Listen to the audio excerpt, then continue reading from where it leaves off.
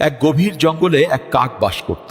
সে রোজ আয়নার সামনে দাঁড়িয়ে নিজের কালো রং আর কর্কশ স্বরের জন্য ভীষণভাবে দুঃখ পেত। একদিন সে মনের দুঃখে এক রাজহাঁসের কাছে গিয়ে বলল, হাঁস ভাই, তুমি কতই না সুন্দর, তোমার দুধ সাদা রং জ্বলে কি শান্ত তোমার জীবন। হাঁস তখন হেসে বলল, আমার জীবন শান্ত কে বলল? বাইরে থেকে শান্ত দেখালেও জলের নিচে ভেসে থাকার জন্য আমাকে কত হাত পা ছুটতে হয়। হাঁস আরো বলল, আমার জীবনে আসলে কোনো শান্তি নেই।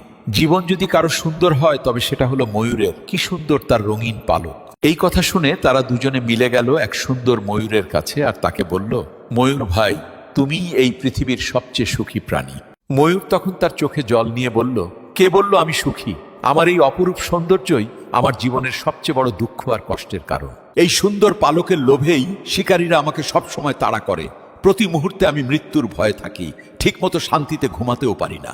ময়ূর এরপর কাককে বলল, এই পৃথিবীতে সত্যকারের সুখী তো তুমি কাক। তোমার কোনো ভয় নেই, কোনো চিন্তা নেই, তুমি স্বাধীনভাবে উঠতে পারো। আসলে এই পৃথিবীতে কেউই কিন্তু পুরোপুরি সুখী নয়। প্রত্যেকেরই জীবনে নিজস্ব দুঃখ কষ্ট আর বিভিন্ন ধরনের সমস্যা অবশ্যই থাকে।